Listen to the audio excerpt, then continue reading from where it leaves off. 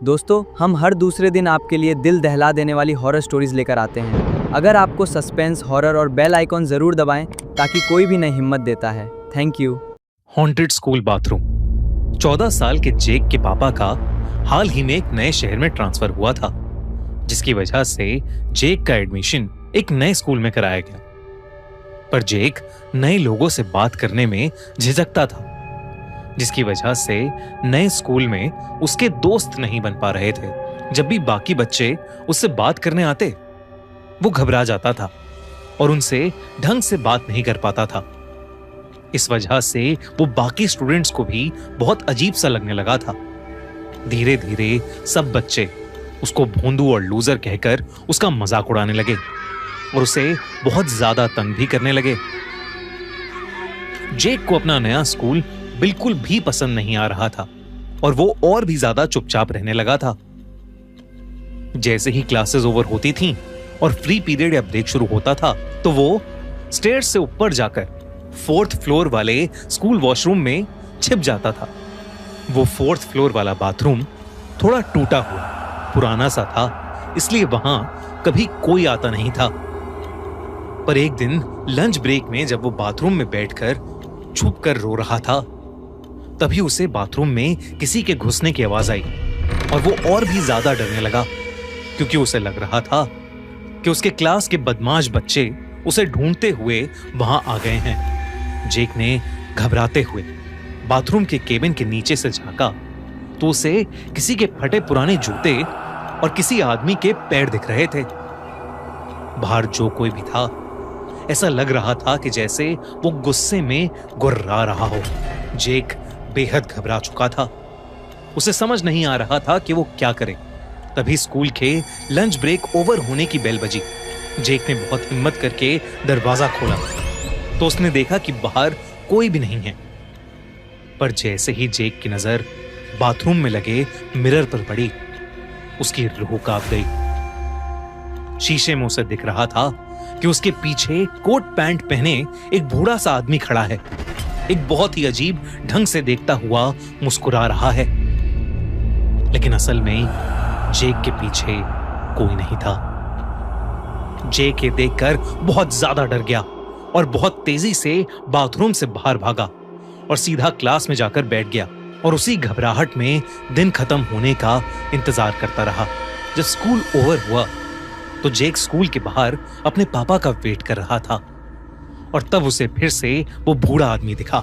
4th floor की balcony से वो बूढ़ा आदमी उसे बाय कर रहा था, वही भयानक मुस्कान लिए।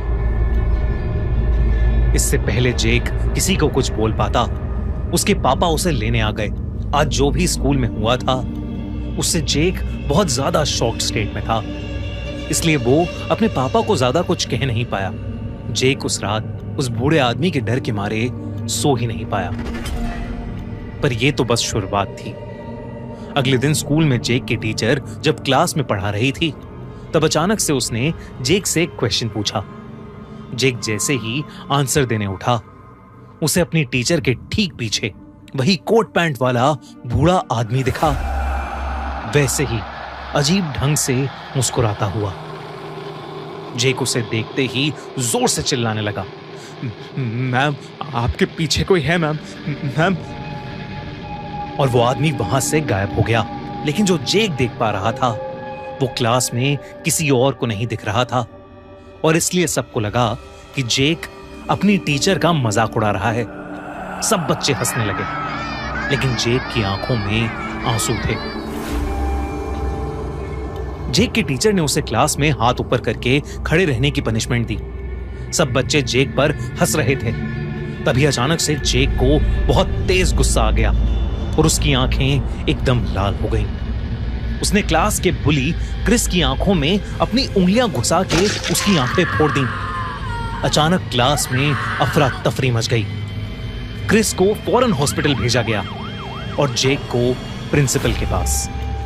जेक प्रिंसिपल को बार बार कह रहा था कि वो क्रिस को नहीं मारना चाहता था, बल्कि एक कोट पैंट वाला बूढ़ा आदमी जेक के बगल में खड़ा उसे उकसा रहा था। वो बार बार उसे बोल रहा था, hit him, you should hit him, यानी मारो उसे, और फिर जेक को समझ ही नहीं आया कि उसका हाथ अपने आप कैसे उठा और उसने अपनी उंगलियां क्रिस की आंखों में कैसे घुसा दी। लेकिन प्रिंसिपल ने उसकी एक नहीं मानी और उसके पापा को भी फोन करके स्कूल में अर्जेंटली आने को कहा। जेक बार बार प्रिंसिपल से रिक्वेस्ट कर रहा था, लेकिन वो प्रिंसिपल उसे डांटे जा रही थी। तभी अचानक से जेक ने प्रिंसिपल का ही गला पकड़ लिया और उसका गला दबाने लगा, इतनी तेज कि प्रिंसिपल के मुंह से आवाज ही नहीं निकल रही थी। प्रिंसिपल ने अपनी टेबल पर रखी बेल को बार बार बजाया और तब प्रिंसिपल का असिस्टेंट भागता हुआ अंदर आया।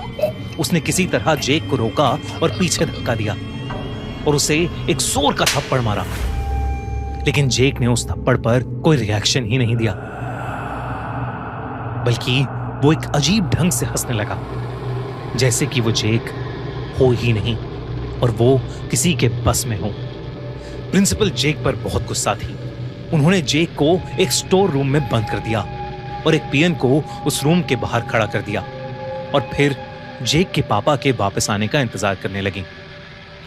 कुछ ही देर में उसके पापा स्कूल पहुंचे और प्रिंसिपल सब कुछ उसके पापा को बता ही रही थी कि अचानक उन्होंने स्टोर रूम से एक जोर का धम सुना। जब वो लोग उस स्टोर रूम में पहुंचे तो उनके होश उड़ गए। स्टोर रूम का दरवाजा टूटा पड़ा था और पियन वहां पर चोटिल हालत में गिरा पड़ा था। उसने उंगलियों से सीढ़ियों की तरफ इशारा किया तो प्रिंसिपल और जेक के पापा जल्दी से उस तरफ भागे। उधर जेक उस बूढ़े आदमी के पीछे पीछे 4th फ्लोर वाले बाथरूम में चला गया था। ऐसा लग रहा था कि जैसे जेक अब पूरी तरह से उस आदमी के वश में है। जेक के पापा जैसे ही भागे भागे ऊपर गए, उन्होंने देखा कि कोई जेक को उस 4th फ्लोर वाले बाथरूम के मिरर के अंदर खींच रहा है और जेक का आधा शरीर उस शीशे के अंदर है। ये देखकर उनका दिल दहल गया। वो जल्दी से भागे और उन्होंने पूरा जोर लगाकर जेक को वापस खींचा। जेक बेहोश था। उसके पूरे शरीर पर कई सारी चोटें लगी हुई थीं। उसे जल्दी से जल्दी हॉस्पिटल लेकर जाया गया।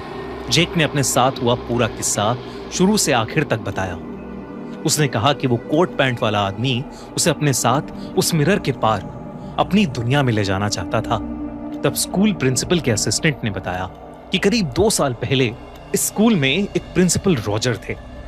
वो हमेशा बच्चों को बहुत प्यार से रखते थे, लेकिन उस समय एक एक करके स्कूल के सबसे मासूम बच्चे गायब होने लगे थे और तब पता चला कि प्रिंसिपल रॉजर स्कूल बाथरूम में उन छोटे छोटे बच्चों को ले जाकर उन्हें मार देते हैं और उनका मांस खाते हैं।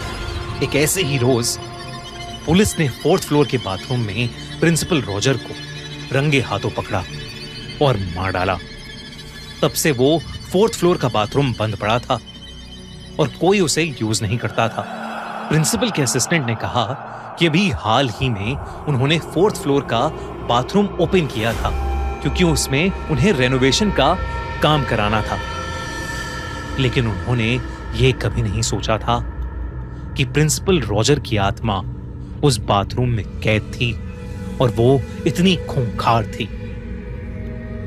उस इंसिडेंट के बाद पूरे 4th फ्लोर की क्लेंजिंग कराई गई और उस बाथरूम को हमेशा हमेशा के लिए बंद कर दिया गया। आज भी उस स्कूल में 4th फ्लोर पर कोई नहीं जाता। जेक के पापा ने उसका स्कूल ही चेंज करवा दिया, लेकिन जेक अपने साथ हुआ ये इंसिडेंट शायद ही कभी भूल पाएगा। दोस्तों,